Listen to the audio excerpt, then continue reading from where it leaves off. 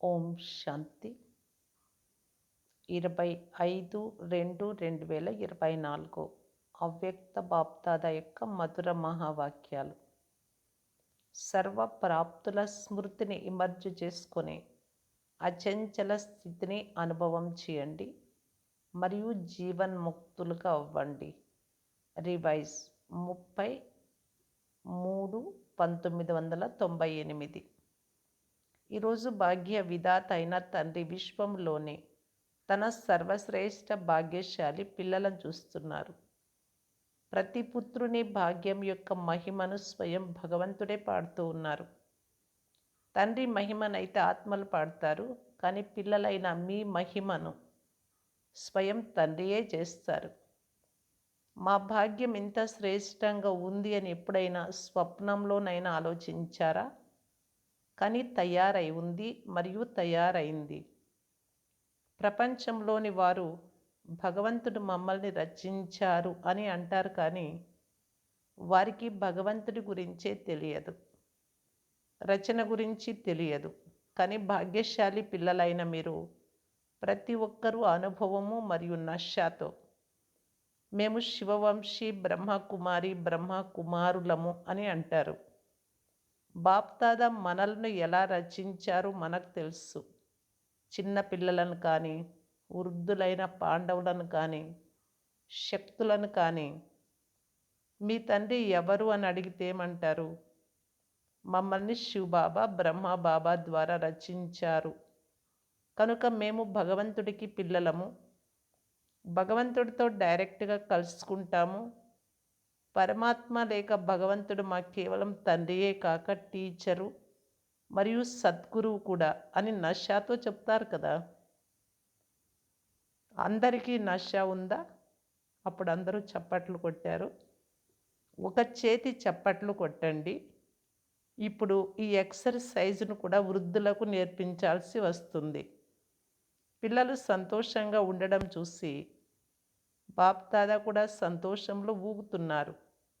అంతేకాక సదా వాహ్ నా శ్రేష్ఠ భాగ్యశాలి విశేషాత్మలు అని అంటారు.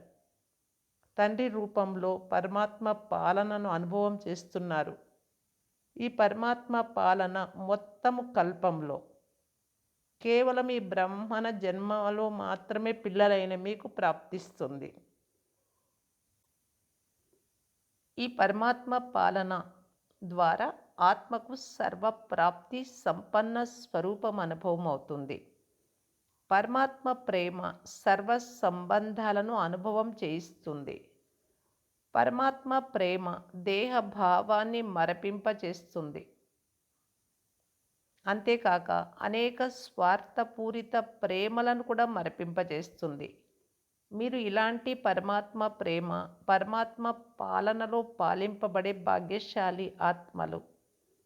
ఆత్మలైన మీ భాగ్యం ఎంత గొప్పది అంటే, స్వయం తండ్రి తన వతనాన్ని వదిలి ఈశ్వరీయ విద్యార్థులైన మిమ్మల్ని చదివించేందుకు వస్తారు. ప్రతిరోజు ఉదయమే దూరదేశం నుండి చదివించేందుకు వచ్చే టీచర్ని ఎప్పుడైనా చూసారా? కానీ పిల్లలైన మీకోసం ప్రతిరోజు తండ్రి శిక్షకుడుగా అయ్యి మీ వద్దకు చదివించేందుకు వస్తారు. అంతేకాక ఎంత సహజంగా చదివిస్తారు. ఇది 2 శబ్దాల చదువు. మీరు ఆత్మ మరియు తండ్రి. ఈ 2 శబ్దాలలోని సృష్టి చక్రము అనండి, డ్రామా అనండి, కల్పవృక్షం అనండి, పూర్తి జ్ఞానమంతా ఇమిడి ఉంది. ఇతర చదువులలో అయితే బుద్ధిపై ఎంతో బరువు పడుతుంది. అయితే తండ్రి చదివించే చదువు ద్వారా బుద్ధి తేలికగా అయిపోతుంది. తేలికతనానికి గుర్తు ఉన్నతంగా ఎగరడం. తేలికైన వస్తువు స్వతహాగానే ఉన్నతంగా ఉంటుంది కనుక ఈ చదువు ద్వారా మనస్సు బుద్ధి ఎగిరే కళను అనుభవం చేస్తాయి. కనుక బుద్ధి తేలికగా అయినట్లే కదా 3 లోకాల జ్ఞానము మీకు లభిస్తుంది. ఇలాంటి చదువు పూర్తి కల్పంలో ఎవరైనా చదువుకున్నారా? ఇలా చదివించేవారు ఎవరైనా లభించారా? కనుక ఇది మీ భాగ్యం కదా. సద్గు సద్గురువు ద్వారా మీకు ఎలాంటి శ్రీమతము లభిస్తుంది అంటే, దాని ద్వారా సదా కొరకు ఏం చేయాలి, ఎలా నడవాలి, ఇలా చేయాలా, వద్దా, ఏమవుతుంది, ఈ ప్రశ్నలన్నీ సమాప్తమవుతాయి. ఏం చెయ్యను, ఎలా చెయ్యను, ఇలా చేయాలా లేక అలా చేయాలా, ఈ ప్రశ్నలన్నింటికి జవాబు ఒకే శబ్దం, ఫాలో ఫాదర్, తండ్రిని అనుసరించండి. సాకార కర్మలో బ్రహ్మబాబాను ఫాలో చేయండి. నిరాకార స్థితిలో అశరీరిగా అవ్వడంలో శివబాబాను ఫాలో చేయండి. తండ్రి మరియు దాదా ఇరువురిని ఫాలో చేయడం అనగా ప్రశ్నార్థకాలు సమాప్తం అవ్వడం లేక శ్రీమతంపై నడవడం. ఇది కష్టమా? ప్రశ్నలు అడగాల్సిన అవసరం వస్తుందా? కేవలం కాపీ చేయాలి. మీ బుద్ధిని నడిపించరాదు. తండ్రి సమానంగా అవ్వడము అనగా ఫాలో ఫాదర్ చేయడం. కష్టమా లేక సులభమా? సులభమే కదా. 30 సంవత్సరాల వారు చేతులెత్తండి. మంచిది. 30 సంవత్సరాలు జ్ఞాన మార్గంలో ఉన్నారు. కష్టం అనిపించిందా లేక సహజం అనిపించిందా? చూడండి, 30 సంవత్సరాల వారికి కూడా సహజం అనిపిస్తే వారి తర్వాత వచ్చిన మీకు కష్టమా లేక సహజమా? సహజమే కదా. అప్పుడు బాబా ఈ విధంగా అడుగుతూ ఉన్నప్పుడు వేడి కారణంగా అందరూ రంగురంగుల విసన కర్రలతో విసురుకుంటూ ఉన్నారు. దాన్ని చూసి బాబా అన్నారు, మంచిది, విసన కర్రల ఆకర్షణ కూడా బాగుంది, దృశ్యం బాగుంది, నవీనత ఉండాలి కదా. ఈ గ్రూపులో ఇది కూడా ఒక నవీనత. ఇది కూడా టీవీలో వచ్చేసింది. అందరూ పరుగు పరుగున వచ్చి తండ్రి దగ్గరకు చేరుకున్నారు. బాప్దాదా కూడా మీ స్నేహానికి శుభాకాంక్షలు ఇస్తున్నారు. చూడండి, హద్దు గురువులు ఎవరైతే ఉన్నారో వారు ఎన్ని వరదానాలు ఇస్తారు?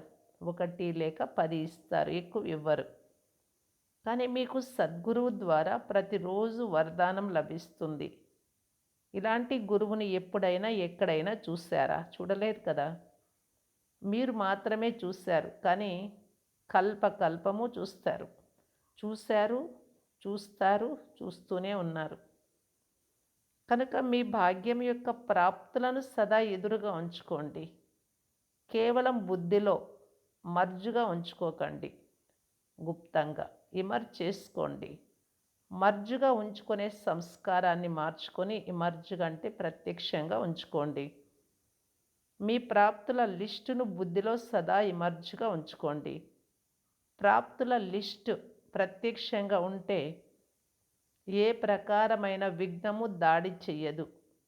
అది మర్జ్ అయిపోతుంది. ప్రాప్తుల ఇమర్జ్ రూపంలో ఉంటాయి. ఈరోజు ఏదో కారణంగా కొంతమంది పిల్లలు శ్రమ చేస్తున్నారు, యుద్ధం చేస్తున్నారు. యోగం చేయాలనుకుంటారు కానీ యోగం కుదరడం లేదు. ఆత్మ అభిమానానికి బదులు దేహ అభిమానంలోకి వచ్చేస్తున్నారు అని విన్నప్పుడు బాప్దాదాకు మంచిగా అనిపించదు. దీనికి కారణం ఏమిటి? మీ భాగ్యం యొక్క ప్రాప్తులు ప్రత్యక్షంగా ఉండవు, గుప్తంగా ఉంటాయి. మళ్ళీ ఎవరైనా స్మృతి ఇప్పిస్తే అప్పుడు ఇలా జరగాలి కదా అని ఆలోచించడం ప్రారంభిస్తారు. కనుక చాలా సహజమైన పురుషార్థం ప్రాప్తులను ప్రత్యక్షంగా ఉంచుకోండి. బ్రాహ్మణులుగా అయినప్పటి నుండి మీ భాగ్యాన్ని స్మృతిలో ఉంచుకోండి. అలజడిలోకి రాకండి, అచంచలంగా అవ్వండి. ఎందుకంటే ఇక్కడ ఆబులో ఏ స్మృతి చిహ్నం ఉంది? అచల్గర్ ఉందా లేక అలజడి ఘర్ ఉందా? అచల్గర్ ఉంది కదా. ఇది ఎవరి స్మృతి చిహ్నం?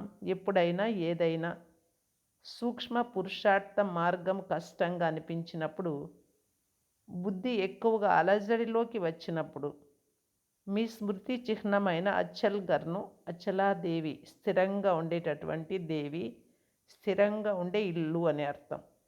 దానిని గుర్తు తెచ్చుకోండి. చాలాసార్లు పిల్లలు నేను ఆత్మను, ఇది డ్రామా, ఇదైతే విఘ్నము, ఇదైతే సైడ్ సీన్ అని జ్ఞానం యొక్క పాయింట్లను చెప్తూ కూడా ఉంటారు, కానీ చలిస్తూ కూడా ఉంటారు. చలిస్తూ చలిస్తూనే చెప్తూ ఉంటారు. బుద్ధి ఇలా అలజడిగా అయిపోయి అచంచలంగా అవ్వకుంటే అప్పుడు మధువనంలోని అచల్ ఘర్‌ను గుర్తు తెచ్చుకోండి. ఇదైతే స్థూలమైన వస్తువు కదా! సూక్ష్మమైనది కాదు. కళ్ళకు కనిపించే వస్తువు. నా స్మృతి చిహ్నం, నా జ్ఞాపకార్థం అచల్ ఘర్. అలజడి ఘర్ కాదు అని గుర్తు తెచ్చుకోండి. ఎందుకంటే బాప్ దాదా ఈ సంవత్సరాన్ని పిల్లలందరి పట్ల ముక్తి సంవత్సరంగా జరపాలని కోరుకుంటూ ఉన్నారు. 1998 సంవత్సరాన్ని. అయితే చేతులు ఎత్తమంటే కొంతమంది ఎత్తడము, కొంతమంది ఎత్తకుండా ఉండడం ఇలా ఉండరాదు. అందరూ సంతోషంగా చేతులతో చప్పట్లు మోగించాలి అని బాబా చెప్తూనే అందరూ చప్పట్లు కొట్టసాగారు. సరే, ఇప్పుడు చప్పట్లు కొట్టేశారు మంచిదే, కానీ ఇలాగే ఈ సంవత్సరం సమాప్తిలో ఇంతే జోరుగా చప్పట్లు కొట్టడం బాప్ దాదా చూడాలి. అంటే తయారైన తర్వాత, ముక్తికి తయారైన తర్వాత, అన్నిటి నుంచి విడుదలైన తర్వాత. ఇప్పుడైతే కొట్టేశారు మంచిదే, కానీ అప్పుడు కూడా కొట్టాలి. కొడతారా? చూడండి, చేతులతో చప్పట్లు కొట్టి సంతోషపరిచారు. కానీ క్రొత్త సంవత్సరంలో జనవరి 18 బ్రహ్మబాబా శరీరం నుండి ముక్తి అయిన విశేషమైన రోజు కనుక ఆ రోజు ముక్తి సంవత్సరాన్ని జరుపుకున్నారా, లేక కేవలం ఆలోచించారా అని బాప్ దాదా మళ్ళీ చేతులు ఎత్తిస్తారు. జరుపుకోవాలి జరుపుకోవాలి అని ఆలోచిస్తూ ఉండిపోలేదు కదా. స్వరూపంలోకి తీసుకొచ్చారా, లేక ఆలోచిస్తూ ఆలోచిస్తూ చివరిలో కూడా ఆలోచిస్తూనే ఉండిపోతారా? బాప్ దాదా ఈ రిజల్ట్ చూడాలని కోరుకుంటూ ఉన్నారు. చూపిస్తారా? మంచిది, గుర్తు ఉంటుంది కదా. ప్రాప్తులను బాబా నుండి ఏమేం పొందుతున్నారో ఎదురుగా ఉంచుకోండి. తండ్రి స్మృతితో పాటు తండ్రి ఏదైతే ఇచ్చారో దానిని కూడా ప్రత్యక్షంగా ఉంచుకోండి. ఎలా తయారు చేశారో మరియు ఏమి లభించిందో గుర్తు తెచ్చుకోండి. బాప్ దాదా ఈ సంవత్సరం తర్వాత ప్రతి పుత్రుడిని, ప్రతి ఆత్మను జీవన్ముక్త స్థితిలో చూస్తారు.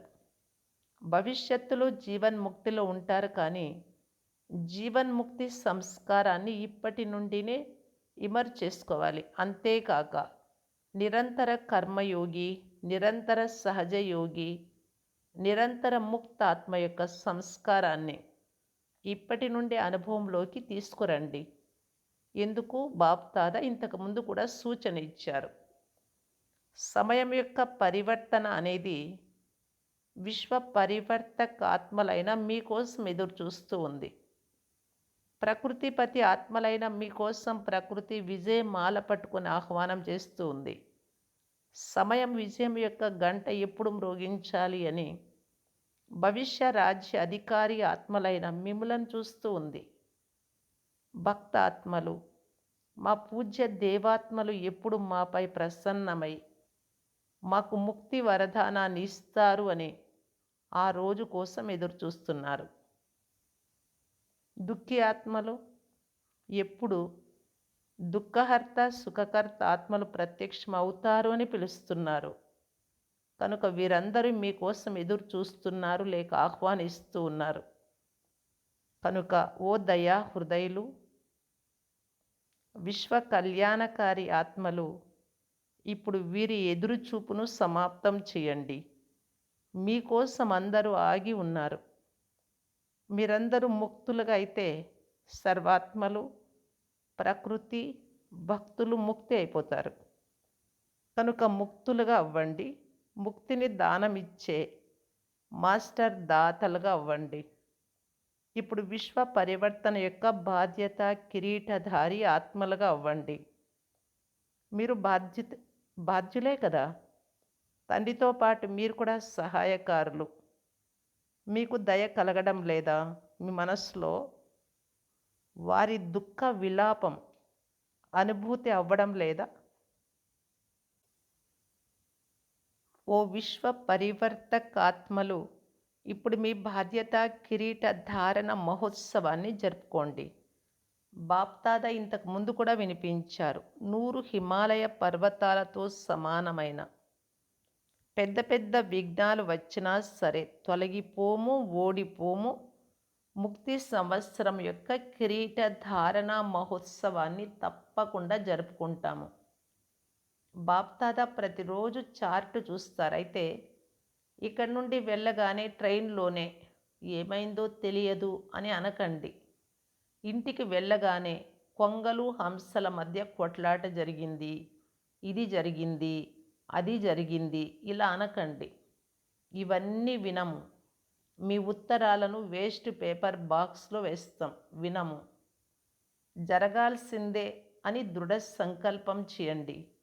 ఎక్కడ దృఢత్వం ఉంటుందో అక్కడ సఫలత లేకపోవడము అనేది అసంభవం. కనుక మీరందరూ దృఢ సంకల్పం కలవారే కదా. టీచర్లు చేతులెత్తండి. టీచర్లు చాలామంది ఉన్నారు. మొత్తం సెంటర్లన్నీ ఖాళీ చేసి వచ్చేసారా ఏమిటి? ఒక శుభవార్తను వినిపిస్తూ ఉన్నాను. మధువనం వారందరూ తమ పరివర్తన యొక్క లక్ష్యం చాలా బాగా పెట్టుకున్నారు అని బాప్దాదా చూశారు మరియు విన్నారు. లక్షణాలనైతే చూస్తాం కానీ లక్ష్యం చాలా బాగా పెట్టుకున్నారు. తమలో వచ్చిన పరివర్తన గురించి కూడా వ్రాశారు. పరివర్తన రావడం ప్రారంభమైంది, ఇక ముందు వస్తూ ఉంటుంది అని బాప్దాదాకు సంతోషం ఉంది. అందరూ తమ దృఢ సంకల్పం యొక్క ఉమంగుత్సాహాలను బాగా చూపించారు. ఇప్పుడు కాగితంపై వ్రాశారు కానీ కాగితంపై వ్రాసేందుకు కూడా మొదటి అడుగు వేశారు కదా. కనుక బాప్దాదాకి ఎందుకు సంతోషమైంది? మొత్తం ప్రపంచానికి అర్జునులు మధువన్ వాసులు, మొదట నిమిత్తులు మధువన్ నివాసులు. రెండవ నంబర్లో దేశ విదేశాలలోని నిమిత్త సేవాదారి టీచర్లు మరియు పూర్తి పరివారంలోని సర్వ సహయోగి సాతి బ్రాహ్మణాత్మలు ఉన్నారు. కనుక మధువన్ చిత్రం పూర్తిగా మారిపోయినట్లు బాప్దాదాకు కనిపించాలి. మధువనం వారు తక్కువ మంది వచ్చారు, చాలామంది వ్రాయలేదు కూడా. ముందు కూర్చున్న వారు తక్కువ మంది వ్రాశారు. చాలా బిజీగా ఉండవచ్చు, కానీ పని లభించినప్పుడు వ్రాయడంలో కూడా మార్కులు జమ అవుతాయి. ఒకవేళ వ్రాయకుంటే అదనపు మార్కులు తగ్గిపోతాయి. అంటే బాబా ఏ డైరెక్షన్ ఇస్తే ఆ డైరెక్షన్ ప్రకారంగా అప్పటికప్పుడే నడుచుకోవాలి. అప్పుడు మార్కులు ఉంటాయి, లేకుంటే నష్టపోతారు. ఏ డైరెక్షన్స్ లభిస్తాయో డైరెక్ట్ బాబా ద్వారా మురళి ద్వారా లభించిన, నిమిత్తాత్మలైన దాదీల ద్వారా లభించిన వాటికి గౌరవం ఇవ్వడం చాలా అవసరం. ఇందులో సాకులు చెప్పరాదు, నిర్లక్ష్యంగానూ అవ్వరాదు. ఇప్పుడు మార్కులు జమ అవ్వలేదు కనుక దీనికి మహత్వం ఇవ్వడము అంటే మహాన్గా అవ్వడం అని ఇక ముందు కోసం బాప్దాదా తెలిపిస్తూ ఉన్నారు. ఈ విషయాన్ని తేలికగా తీసుకోకండి. పిల్లలు చాలా చతురులు. బాప్దాదాకైతే తెలుసు కదా అని అంటారు. తెలుసు అయినా ఎందుకు చెప్పారు? తెలిసి కూడా బాబాకు తెలుసు అయినా చెప్పారు కదా అని చెప్పి స్వయాన్ని విడిపించుకోరాదు. చాలా చిన్న చిన్న పనులే అయినా హాజీ అలాగే బాబా అని అనడం ద్వారా అదనపు మార్కులు జమ అవుతాయి. చాలామంది విద్యార్థులు చాలా మంచి ఉమంగ్ ఉత్సాహాలతో ముందుకు వెళ్తున్నారు, కానీ ఏదైనా పాత సంస్కారానికి చెందిన ఏదో ఒక బంగారు దారం, చాలా సూక్ష్మమైన దారం వారిని ముందుకు వెళ్ళనివ్వదు. ఈ సూక్ష్మ దారం ఉండిపోయింది అని వారు అర్థం కూడా చేసుకుంటారు, కానీ అని అంటారు. కానీ చిన్న చిన్న సాధారణ విషయాలలో హాజీ అని అనడంలో మార్కులు జమ చేసుకునే పురుషార్థులు కూడా ఉన్నారు. వారు ఇలా కొద్ది కొద్దిగా మార్కులు జమ చేసుకుంటూ ముందుకు కూడా వెళ్ళగలరు. బాప్దాదా వద్ద ఇలాంటి వారు ఉదాహరణగా కూడా ఉన్నారు. కనుక సహజ పద్ధతి చిన్న చిన్న విషయాలకు కూడా హాజీ అలాగే బాబా అని నడవడం ద్వారా మార్కులు జమ చేసుకుంటూ ఉండండి. కట్ చేసుకోకండి, జమ చేసుకోండి. ఇకపోతే బాప్దాదా చూశారు, చాలామంది మంచి ఉమంగ్ ఉత్సాహాలను చూపించారు. ఇలా దృఢ సంకల్పం పెట్టుకున్న వారికి విశేషంగా మధుబన్ నివాసి పిల్లలకు హాజీ అని అన్నందుకు శుభాకాంక్షలు ఇస్తున్నారు. ప్రియ స్మృతులు కూడా ఇస్తున్నారు. లక్షల రెట్ల ప్రియ స్మృతులు ఇస్తూ ఉన్నారు. ఎందుకంటే మధువనము బాప్తాద స్వరూపాన్ని ప్రత్యక్షం చేసే అద్దాల మహల్ వంటిది. ఇప్పుడు కాగితం వరకు వచ్చినందుకు సంతోషంగా ఉంది. ఇక కర్మలోకి తీసుకురావాల్సిందే. సరేనా? మంచిది, శుభాకాంక్షలు. ఇప్పుడు ఒకవేళ మీ అందరికీ అకస్మాత్తుగా ఇప్పుడిప్పుడే అశరీరిగా అయిపోండి అనే డైరెక్షన్ లభిస్తే అవ్వగలరా, లేక అలజడి అవుతుందా? ఎందుకు? చివరి సమయంలో ఈ అభ్యాసమే పాస్ విత్ ఆనర్గా చేస్తుంది. కనుక ఇప్పుడు బాప్దాదా చెప్తున్నారు, ఒక్క సెకండ్లో అన్ని విషయాల నుండి దూరమై అశరీరీ భవ. బాబా డ్రిల్ చేయించారు. మంచిది. నలువైపులా ఉన్న అతి శ్రేష్ఠ భాగ్యవంతులు, పరమాత్మ పాలనకు అధికారి ఆత్మలు, పరమాత్మ చదువుకు అధికారులు, సద్గురువైన పరమాత్మ వరదానాలకు అధికారులు, సదా దృఢత ద్వారా సఫలతకు అధికారులు, సదా అఖండ యోగులు, అచంచల యోగులు, సదా విశ్వ పరివర్తన యొక్క బాధ్యత కిరీటధారులు, సదా సర్వ ప్రాప్తులను ఇమర్జ్ రూపంలో అనుభవం చేసే, అంటే సదా సర్వప్రాప్తులను ప్రత్యక్ష రూపంలో అనుభవం చేసే ఇలాంటి విశేషాత్మలకు బాప్దాదా ప్రియ స్మృతులు మరియు నమస్తే. ఇప్పుడు ముక్తి సంవత్సరంలో నంబర్ 1 మధుబన్ నివాసులు. సరేనా? అవుతుందా లేక కష్టమా? హాజీ అన్నారు. బాప్దాదా మధుబనం వారికి కూడా బంగారు బ్యాడ్జీలను ఇస్తారు. మధుబనం వారికి బ్యాడ్జీలు ఇవ్వాలి. ఇతరులందరికీ ఇచ్చారు. మధుబనం వారికి ముక్తి సంవత్సరం యొక్క బహుమతి ఇస్తాం. మీకు మంచి బ్యాడ్జీలు ఇస్తాం. మంచిది. వరదానం. బ్రాహ్మణ జీవితంలో ఒక్క తండ్రిని తమ ప్రపంచంగా చేసుకునే స్వతహా మరియు సహజ యోగీ భవ. బ్రాహ్మణ జీవితంలో పిల్లలందరి ప్రతిజ్ఞ, ఒక్క తండ్రి తప్ప మరెవ్వరూ లేరు. ఎప్పుడైతే తండ్రియే ప్రపంచమో, రెండవ వారెవ్వరూ లేనే లేరో, అప్పుడు స్వతహా మరియు సహజ యోగి స్థితి సదా ఉంటుంది. ఒకవేళ రెండవ వారు ఎవరైనా ఉంటే బుద్ధి ఇక్కడికి వెళ్ళరాదు, అక్కడికి వెళ్ళాలి అని శ్రమ చేయాల్సి వస్తుంది. కానీ సర్వస్వం ఒక్క తండ్రి అయినప్పుడు బుద్ధి ఎక్కడికి వెళ్ళలేదు. సహజ యోగులుగా, స్వరాజ్య అధికారులుగా సహజంగా అయిపోతారు. వారి ముఖంపై ఆత్మీయత యొక్క మెరుపు ఒకే విధంగా ఏకరసంగా ఉంటుంది. స్లోగన్. తండ్రి సమానంగా అవ్యక్తంగా లేక విదేహీగా అవ్వడమే అవ్యక్త పాలనకు ప్రత్యక్ష రుజువు చూపించడం. అవ్యక్త ఇషారా. మధురత గుణాన్ని ధారణ చేసి మధుసూదనుడైన తండ్రి పేరును ప్రఖ్యాతి చేయటానికి బాప్దాదా తెలియజేస్తూ ఉన్నారు. మీ బ్రాహ్మణుల ముఖ్య సంస్కారం సర్వస్వ త్యాగి. ఈ త్యాగము ద్వారా సరళత, మధురత మరియు సహనశీలత గుణాలు సహజంగా రాగలవు. ఒకవేళ సరళత లేకుంటే మధురత కూడా రాదు. ఒకరికొకరు స్నేహిలు కావాలి అంటే మొదట దేహ సహితంగా సర్వస్వ త్యాగీలుగా కావాలి.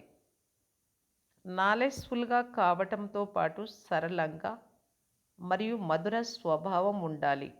దీనికి అంటారు వృద్ధుల జతలో వృద్ధులుగా, చిన్నవారి జతలో చిన్నవారిగా ఉండడం. బ్రహ్మబాబా అలా ఉండేవారు.